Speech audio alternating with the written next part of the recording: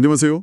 오늘 저희는 여러분이 보내주신 자료들을 가지고 세우심과 패하심이라는 조금은 무겁고도 깊은 주제 속으로 함께 들어가 보려고 합니다. 네, 세상 역사를 보면 흥하고 망하는 일들이 계속 반복되잖아요. 때로는 정말 예측이 불가능해 보이는데 이 자료들을 통해서 그 안에 숨겨진 어떤 질서나 원리가 있는지 함께 좀 탐색해보는 시간이 될 것 같습니다. 네, 분명 흥미로운 여정이 될 겁니다.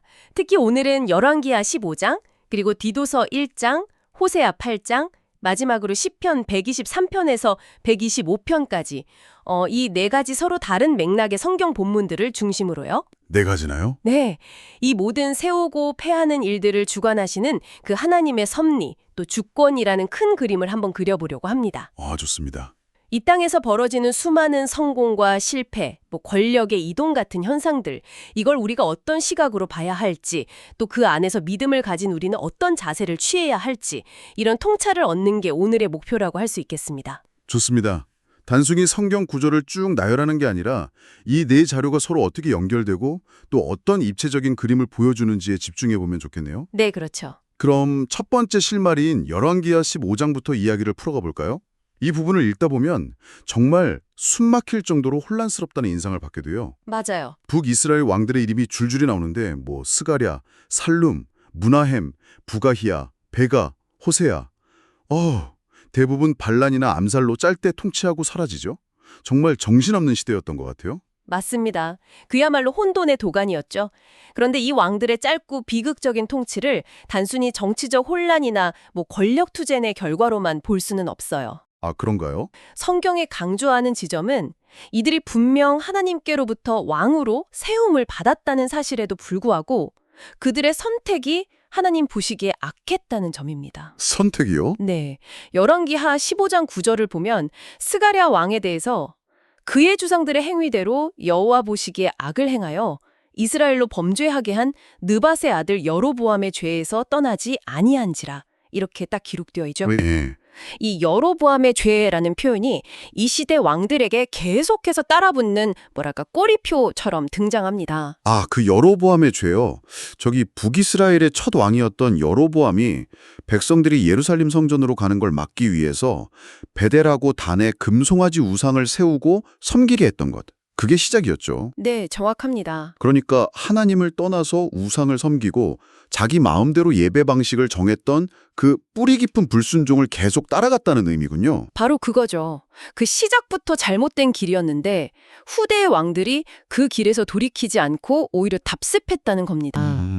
하나님은 분명 그들에게 왕이라는 권위와 기회를 주셨어요. 이게 바로 세우심이죠. 네네. 하지만 그들은 그 권위를 하나님의 뜻대로 사용하지 않고 오히려 하나님을 대적하는 방향으로 나아가는 선택을 반복했습니다. 그 결과가 바로 폐위, 암살, 나라의 멸망으로 이어지는 패하심이었던 거고요. 세움 받았다는 사실 자체가 끝이 아니라 그 이후의 책임과 선택이 얼마나 중요한지를 아주 극명하게 보여주는 사례라고 할 수 있습니다. 세움 받은 자에게는 그만큼의 책임이 따른다는 말씀이시네요. 와. 근데 이 이야기가 단순히 그냥 옛날 왕들만의 이야기로 끝나진 않을 것 같아요. 우리 삶에도 좀 적용해 볼 수 있을 것 같은데요. 물론입니다. 그럼요.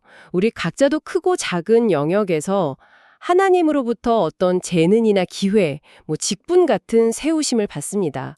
그것이 가정이든 직장이든 공동체 안에서의 역할이든 말이죠. 네, 그렇죠. 그런데 그 받은 것을 가지고 우리가 어떤 선택을 하느냐가 중요하다는 겁니다. 열왕기의 왕들처럼 그 세움을 자기 욕망을 채우거나 하나님의 뜻과 어긋나는 방향으로 사용한다면 우리 삶에서도 예기치 못한 어려움이나 패하심과 같은 결과를 경험할 수 있다는 경고로 받아들여야 합니다. 무서운데요? 네. 세움 자체보다 그 이후의 삶의 방향성, 그게 더 중요한 메시지죠. 세움 받은 이후의 삶, 그 선택의 무게가 정말 느껴집니다. 자, 그런데 디도서 1장으로 넘어가면 분위기가 사뭇 달라지는 것 같아요. 그렇죠?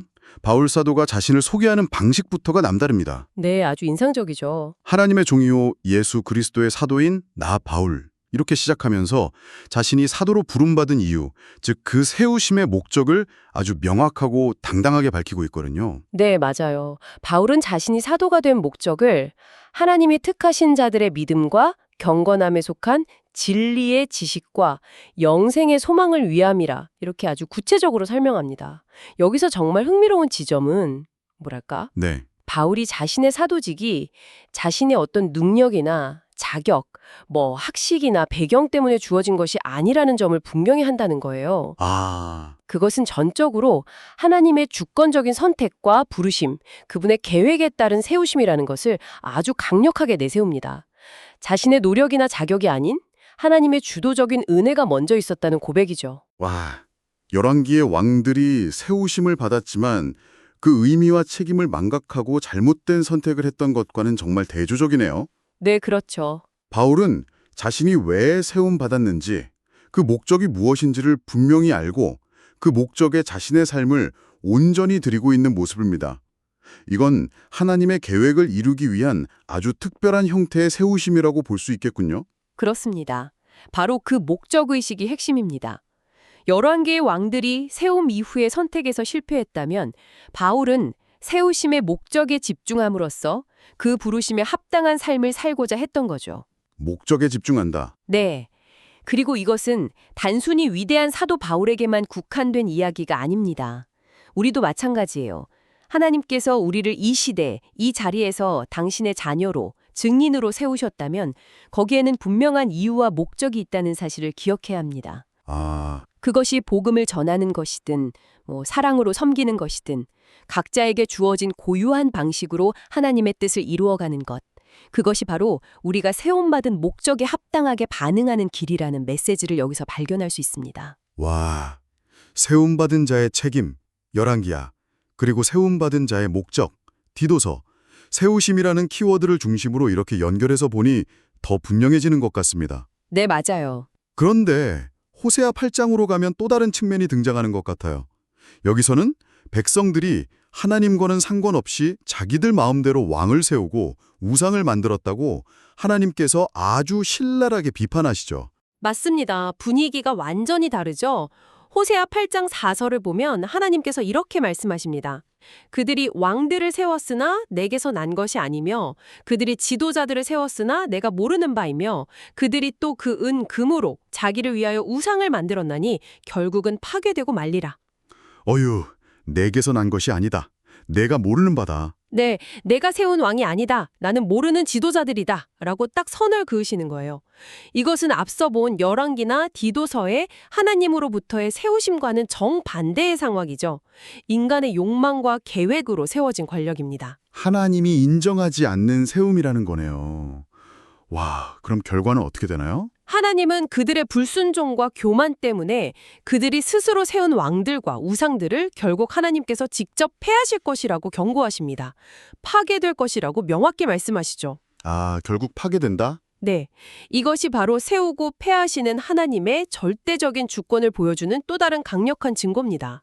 인간이 아무리 자기들끼리 계획하고 세우려 해도 하나님의 뜻과 주권을 벗어날 수는 없다는 것을 분명히 보여주는 대목이죠. 인간의 계획 위에 하나님의 더 큰 계획과 통치가 있다는 겁니다. 자신들의 기준과 욕망으로 뭔가를 세우려 하지만 그것이 하나님의 뜻과 맞지 않으면 결국은 무너지고 패하신다. 여기서 정말 흥미로운 지점은 우리가 세상을 바라보는 관점, 특히 정치나 사회현상, 리더십의 교체 같은 문제들을 볼 때 새로운 시각을 갖게 된다는 점인 것 같습니다. 네, 정확히 보셨습니다. 누가 힘을 얻고 누가 잃는가 하는 그런 표면적인 현상 너머에 보이지 않는 더 큰 손길, 즉 하나님의 주권적인 역사가 작용하고 있다는 것을 생각하게 하네요. 바로 그겁니다. 이 말씀은 세상의 어떤 권력이나 제도, 시스템이라 할지라도 그것이 영원할 수는 없으며 궁극적으로는 하나님의 주권 아래 있다는 사실을 우리에게 아주 강력하게 상기시켜줍니다. 네. 뉴스에서 매일같이 보도되는 정치적 격변이나 경제 위기, 새로운 리더의 등장과 몰락 같은 사건들을 접할 때 우리는 그 배후에 있는 하나님의 더 큰 그림, 그분의 주권적인 통치를 생각하게 된다는 거죠. 따라서 눈에 보이는 세상 권력의 흥망성쇠 자체에 너무 일희일비하거나 그것을 절대시할 필요가 없다는 겁니다. 오히려 그 모든 것을 다스리시는 만왕의 왕, 역사의 주관자이신 하나님을 경외하고 그분의 뜻에 우리의 삶을 맞춰가는 것이 훨씬 더 근본적이고 중요하다는 교훈을 얻게 됩니다. 세상의 변화무쌍함 속에서도 흔들리지 않고 중심을 잡으려면 바로 이 하나님의 주권을 인정하는 눈이 필요하다는 말씀이시군요. 네, 그렇습니다. 자, 이제 마지막 자료인 시편 123편에서 125편으로 가보겠습니다. 이 시편들은 성전에 올라가는 노래라는 부제가 붙어 있는데 순례자들이 예루살렘 성전을 향해 올라가면서 불렀던 노래들이죠. 네, 맞습니다. 내용을 보면 시편 기자가 겪는 여러 환난과 주변 사람들의 조롱 속에서 오직 하나님께만 시선을 고정하고 도움을 구하는 모습이 아주 절절하게 나타납니다. 네. 이 시편들은 앞서 다룬 왕들의 이야기나 예언서의 경고와는 또 다른 차원에서 세우심과 패하심의 주제를 다루고 있어요. 특히 시편 124편 1절의 고백. 이스라엘은 이제 말하기를 여호와께서 우리 편에 계시지 아니하셨더라면 우리가 어떻게 하였으랴. 이 외침. 아, 정말 간절하네요. 네. 이게 이 시편들의 핵심 메시지를 딱 압축적으로 보여줍니다. 만약 하나님께서 우리를 붙들어 주시지 않았다면 우리는 이미 오래전에 원수들의 공격이나 세상의 거센 풍파에 휩쓸려서 사라졌을 거라는 아주 절박한 고백이죠. 마치 벼랑 끝에 서 있는 사람이 마지막 동아줄을 붙잡는 듯한 그런 간절함이 느껴지네요. 그렇죠. 그런데 그 절박함 속에서 놀라운 반전이 일어납니다. 시편 125편 1절 2절을 보면 여호와를 의지하는 자는 시온산이 흔들리지 아니하고 영원히 있음 같도다. 산들이 예루살렘을 두름과 같이 여호와께서 그의 백성을 지금부터 영원까지 두루시리로다 라고 선언해요. 와, 시온산처럼 흔들리지 않는다. 네, 결코 흔들리지 않는 시온산처럼 하나님을 의지하는 사람은 어떤 상황에서도 흔들리지 않고 견고하게 설 수 있다는 강력한 믿음의 선포입니다. 하나님께서 마치 산처럼 당신의 백성을 둘러 보호하시기 때문에 안전하다는 거죠. 아, 그렇군요. 와, 이게 정말 놀라운데요. 열왕기에서는 세움받은 자의 잘못된 선택이 패하심으로 이어졌고 호세아에서는 인간이 스스로 세우려 했던 것들이 하나님의 주권 아래 무너지는 것을 봤다면 이 시편에서는 우리의 견고함, 즉 흔들리지 않는 세우심의 근원이 외적인 상황이나 우리의 능력 혹은 우리의 선택의 결과가 아니라 오직 하나님께서 우리와 함께 하신다. 하나님께서 우리 편이시다. 라는 그 사실 자체에 있다는 거네요. 바로 그 점입니다. 이것이 어쩌면 가장 궁극적인 세우심의 비밀일 수 있습니다. 세상은 끊임없이 우리를 넘어뜨리려 하고 우리를 둘러싼 환경은 예측 불가능하게 변하면서 우리를 불안하게 만들죠. 네, 그렇죠. 우리의 선택은 때로 부족하고 실패할 수도 있습니다. 하지만 세우심과 패하심의 주권자이신 하나님께서 나와 함께 하신다, 우리 편에 계신다는 그 변함없는 진리와 약속에 대한 믿음이 있다면 우리는 어떤 위협이나 역경 속에서도 흔들리지 않고 견고하게 설 수 있는 궁극적인 근거를 갖게 되는 것입니다. 네. 모든 두려움을 이기고 그분 안에서 참된 평안과 흔들리지 않는 견고함을 누릴 수 있다는 강력한 메시지죠. 이게 바로 더 큰 그림과 연결되는 지점인데요. 네. 개인의 삶을 넘어서 공동체 그리고 인류 역사 전체를 관통하는 하나님의 신실하심에 대한 증언이라고 할 수 있습니다. 정말 그러네요. 와, 열왕기하, 디도서, 호세아, 시편 이렇게 4개의 다른 창을 통해서 세우심과 패하심이라는 주제를 입체적으로 조망해 보니까 처음 가졌던 질문들에 대한 답이 조금씩 선명해지는 것 같습니다. 네. 단순히 하나님이 세우고 패하신다는 그 명제를 넘어서 그 안에 담긴 우리의 책임, 목적, 그리고 하나님의 절대 주권과 그 안에서의 궁극적인 안정감까지 정말 풍성한 이야기들이 엮여 있었네요. 네, 한번 정리해보면 열왕기하를 통해서는 하나님께 세움받은 자의 선택이 얼마나 중요하며 그 책임과 결과가 얼마나 엄중한지를 생생하게 보았습니다. 그렇죠? 불순종이 어떻게 패하심으로 이어지는지를 목격했고요. 네. 반면 디도서를 통해서는 하나님께서 우리를 세우신 목적을 바로 알고 그 목적에 합당하게 살아가는 것이 왜 중요한지를 바울의 삶을 통해 확인했습니다. 그리고 호세아를 통해서는 인간의 뜻대로 세우려는 시도 위에 하나님의 절대적인 주권이 있음을 깨달았고 마지막으로 시편을 통해서는 그 모든 역사의 소용돌이와 개인적인 환난 속에서도 하나님께서 우리 편에 계시다는 사실, 그분의 함께하심이 우리를 궁극적으로 견고하게 세우시는 근원임을 묵상했습니다. 네. 선택, 목적, 주권, 견고함. 이 네 가지 키워드가 오늘 우리의 탐구를 관통하는 핵심 요소들이었다고 할 수 있겠네요. 맞습니다. 결국 이 모든 이야기들은 우리의 삶 전체가 우리의 성공과 실패, 기쁨과 슬픔, 그리고 세상 모든 나라와 권력의 흥망성쇠가 세우심과 패하심의 주권자이신 하나님의 손 안에 있다는 그 근본적인 진실을 다양한 각도에서 비춰주고 있습니다. 그래서 가장 중요한 것은 우리가 그 하나님의 주권을 온전히 인정하고 신뢰하며 그분 안에서 흔들리지 않고 견고하게 뿌리내리는 법을 배우고 실천하는 것입니다. 네, 그래서 이 모든 이야기의 의미는 무엇일까요? 아마 이 질문에 대한 최종적인 답은 오늘 이 이야기를 듣고 계신 여러분 각자의 삶의 자리에서 매일의 구체적인 경험 속에서 계속해서 찾아가야 할 숙제일 것입니다. 네. 저희는 오늘 그 여정을 위한 몇 가지 중요한 나침판과 같은 통찰들을 함께 살펴본 셈이고요. 그렇습니다. 그래서 마지막으로 오늘 나눈 이야기들을 마음에 품고 한번 이렇게 스스로에게 질문을 던져보시면 어떨까 제안해보고 싶습니다. 네, 어떤 질문인가요? 하나님의 세우심과 패하심에 대한 이 깊어진 이해가 앞으로 내가 경험하게 될 개인적인 성공과 실패를 해석하는 방식, 그리고 내가 살아가는 이 세상에서 벌어지는 크고 작은 사건들에 바라보는 나의 시각을 어떻게 새롭게 변화시킬 수 있을까? 정말 중요한 질문이네요. 네, 이 질문이 여러분 각자의 삶 속에서 더 깊은 묵상과 구체적인 적용으로 이어지는 출발점이 되기를 진심으로 바랍니다. 오늘 저희와 함께 이 깊은 주제 속으로 기꺼이 뛰어들어 주셔서 정말 감사합니다. 감사합니다. 다음 시간에 또 다른 흥미로운 자료들과 함께 여러분을 찾아뵙겠습니다.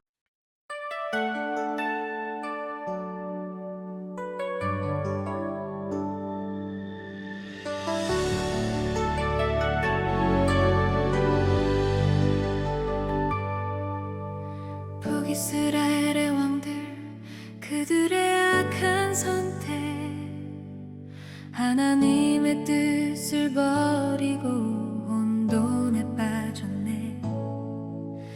세움받은 왕이라도 죄를 따르면 주님의 심판으로 패하심을 당하네. 세우심과 패하심 주의 주권 안에 세상의 모든 역사 주님의 뜻대로 여호와께서 우리 편에 계시니 우리는 흔들리지 않고 견고히 서리라.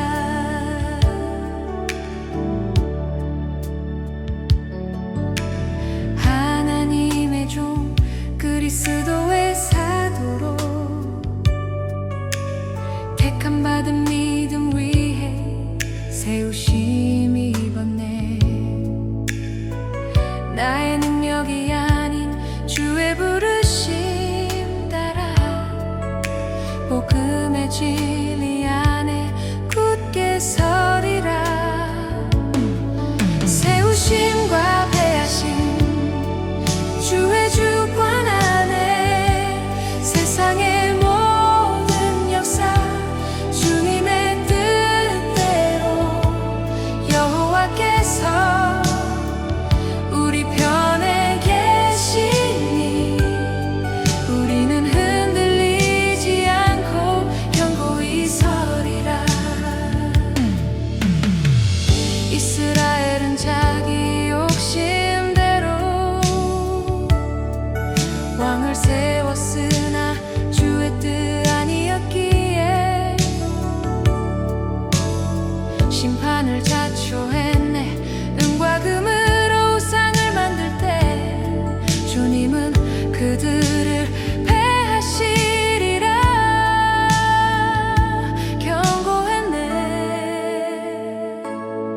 세우심과 패하심 주의 주권 안에 세상의 모든 역사 주님의 뜻대로 여호와께서 우리 편에 계시니 우리는 흔들리지 않고 견고히 서리라. 시온산이 흔들리지 않음 같이 같이 여호와께서 우리 편에 계시니 모든 조롱과 환난 속에서도 주님 안에서 영원히 서